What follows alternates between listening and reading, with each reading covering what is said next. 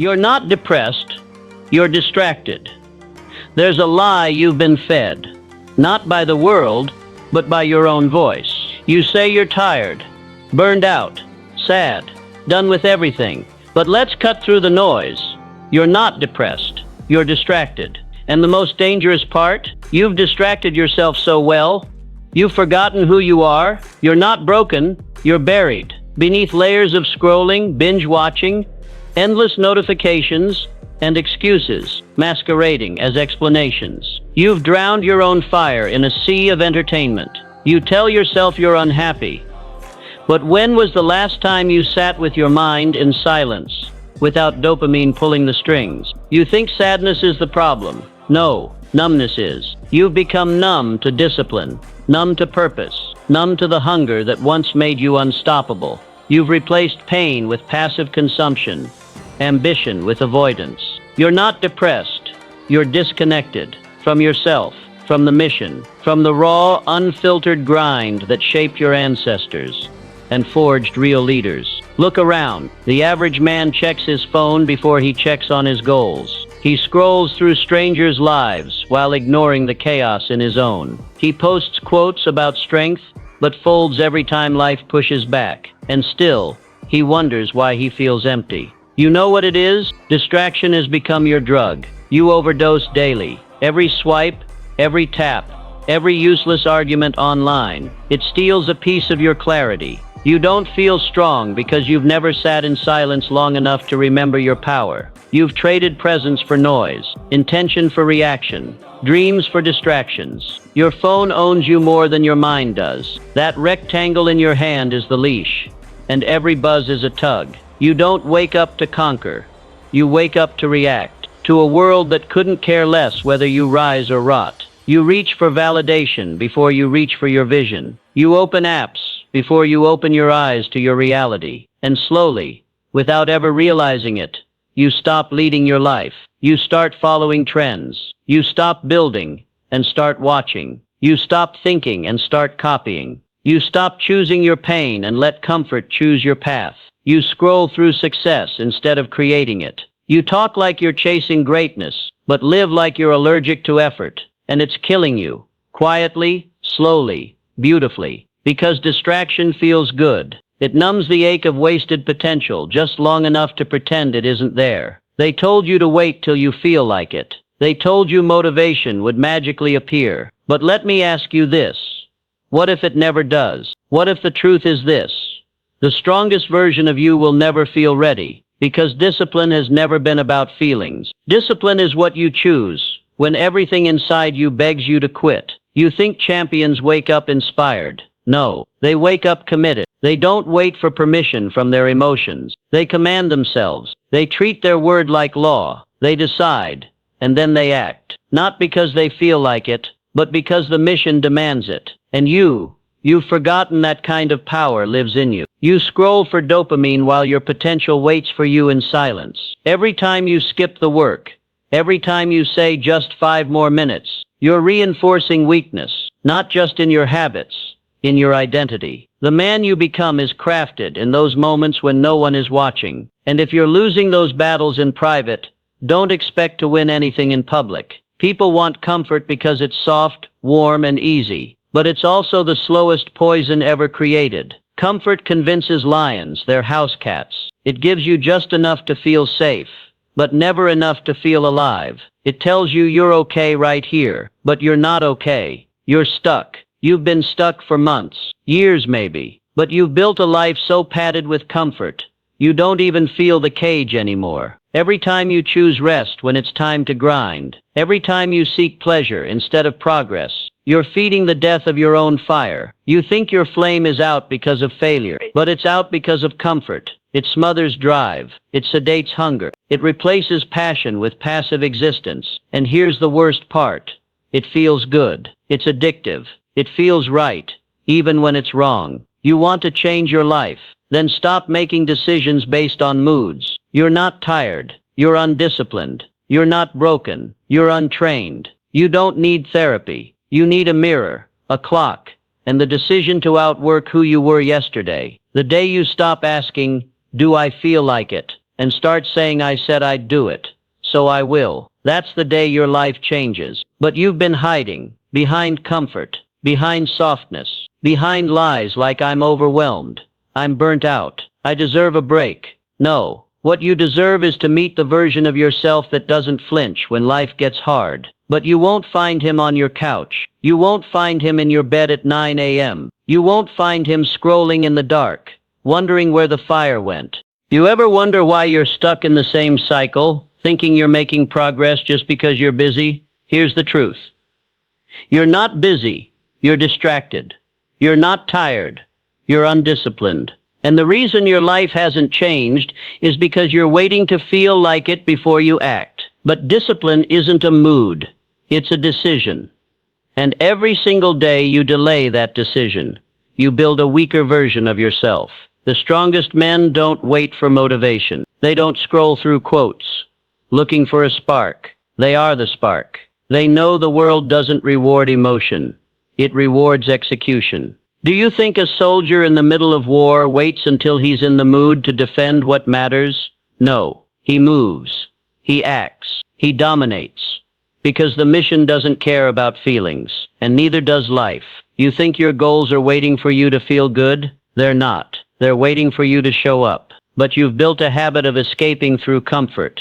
And comfort is the quiet killer of every dream you've ever had. You think because you're not in pain, you're safe.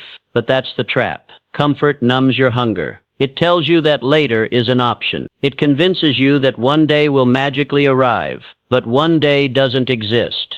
There's only now, and you're wasting it. Look at your daily routine. Is it designed to create a beast or to cradle a victim? Are you chasing your purpose or avoiding your discomfort? Every moment you choose ease over effort, you sharpen the blade that will cut your future down. You don't skip the gym because you're tired. You skip it because you've trained your mind to flinch. You don't ignore your goals because you're broken. You do it because comfort has tricked you into thinking you've got time. You don't. Discipline isn't loud. It's not dramatic. It's silent. It's you waking up when no one else is watching. It's you working on your craft when the world is sleeping. It's choosing to fight the battle inside before the world ever sees a result. And you know what? That kind of power terrifies weak people, because it means everything you failed to do is your fault. It means the results you don't have, you earned those too. But here's the gift. If it's your fault, it's also your responsibility. And that means you can change it. You've been lied to by comfort. It told you that balance means rest. It told you self-love means skipping the grind. It told you that peace means avoiding pressure. But real peace comes from knowing you went to war with yourself and won. That you didn't give in. That you didn't sell out to comfort just because it was easy. That you stood tall when quitting was cheaper. That you chose pain on purpose, because you understood that pressure is the price of greatness. You ever sit there staring at the ceiling, wondering why your life feels stuck, like you're running in place while the world moves forward without you? It's not because you don't know what to do. You know exactly what to do. You've known it for years. But here's the punch in the gut. You just keep avoiding it. And every time you do, your mind starts building a version of you that's weaker than the one before. It's not that you need more information. You've watched enough videos, read enough quotes, followed enough motivational accounts. What you need is confrontation with yourself. Because deep down, you already know what would change your life. You know what habits are killing your momentum. You know who you need to cut off.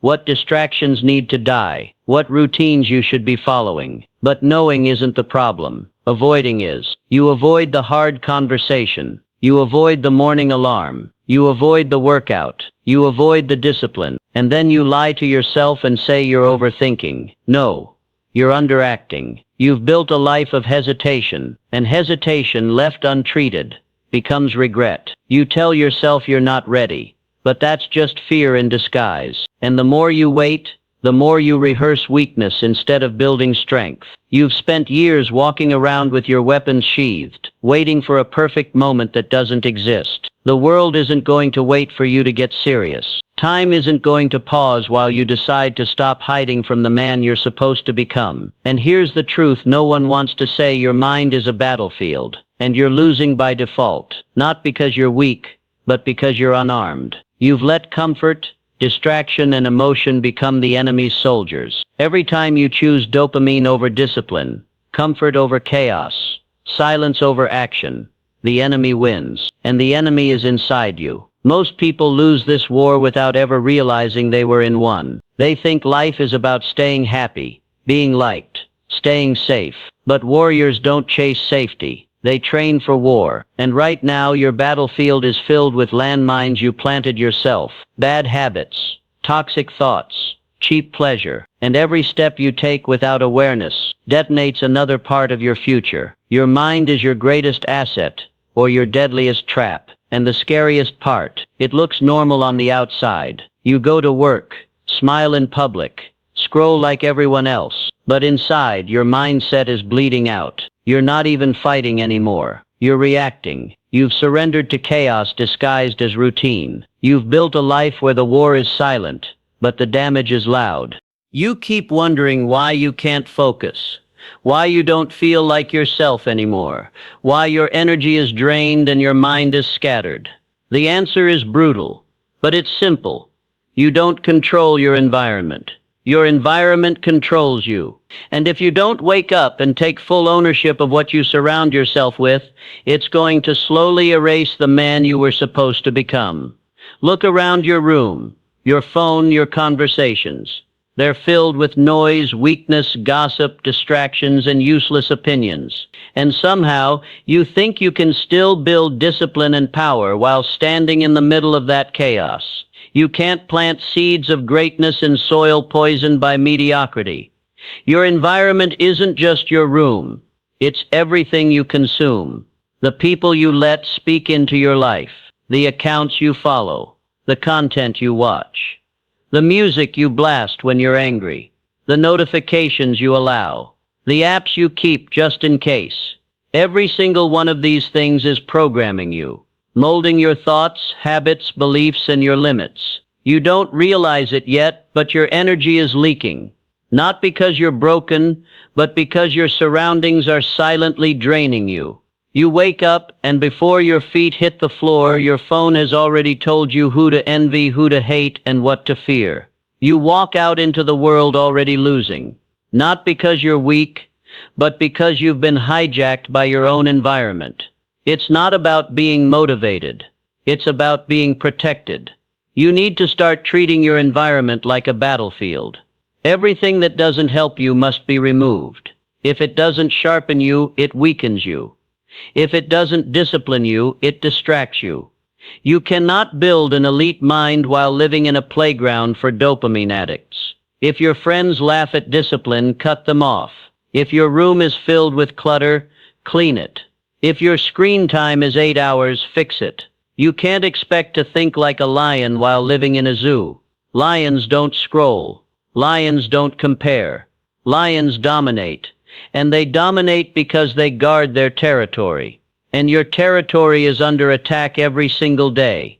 Most people never win in life not because they're untalented, but because they've normalized being surrounded by trash. Mental trash, emotional trash, digital trash. They've accepted noise, clutter, excuses, and lies. And they call it life. Then they wonder why they feel anxious, tired, uninspired. The answer is staring at them in every open tab. Every toxic voice, every lazy thought they've let live rent-free. You can meditate all day, journal every morning, read every self-help book. But if you walk back into an environment that doesn't support your evolution, you're setting fire to your own progress every single time. You must build a life where success is the default, where the air around you forces growth, where mediocrity can't breathe. Because the truth is, if you don't engineer your environment with intention, the world will do it for you, and the world is not on your side. The world wants you weak, distracted, entertained, and obedient. That's the formula. But you were born to disrupt that system. You were built to take control, to claim power, to build a kingdom. But it starts with your surroundings. You can't run from it anymore. And here's what no one tells you. Environment sets the temperature, but purpose is the fire. Most people live cold lives not because they don't want more, but because they never lit the flame of purpose. They walk around numb, sedated by entertainment, thinking that their pain means they're broken. But pain isn't the problem. Lack of purpose is. You think you're lost, confused, depressed. No, you're bored. You were designed to pursue something, to build, to chase, to conquer. But instead you've filled your life with distractions. You scroll through highlights of other people living with purpose while ignoring your own. You call it rest, but it's not rest. It's slow decay. It's delayed pain. Purpose is the cure, not comfort, not time off, not self-care Sundays. Purpose gives your pain meaning. It transforms pressure into progress. It makes suffering sacred. When you're connected to your purpose, every challenge becomes fuel. Every setback becomes data. Every sacrifice becomes sacred. You stop running from hard things because you know the hard path is the holy path. But you've been disconnected from that purpose. You've let the world convince you that your existence is about consumption, not creation. So you consume, endlessly, videos, food, pleasure, noise. And you still feel empty. That's not an accident. That's your soul screaming at you to wake up, to remember why you're here, to stop playing dead while you're still breathing. You think your sadness is a sign something's wrong with you, but it's not. It's a signal that your life isn't aligned, that you're off track, that you're ignoring your calling, that you were meant for war, but you're living like a civilian. And the longer you ignore that pain, the louder it gets, until one day it becomes unbearable. And by then you've already lost years. Distraction doesn't remove the pain. It just hides it, temporarily. Purpose removes it at the root. You don't need another video. You don't need another quote. You need to stand in the mirror, look yourself dead in the eye, and remember who you are. You are not here to coast. You are not here to scroll. You are not here to numb your existence with empty hits of dopamine. You are here to build, to fight, to rise, to lead. And that journey only begins when you reclaim your environment and reconnect with your purpose.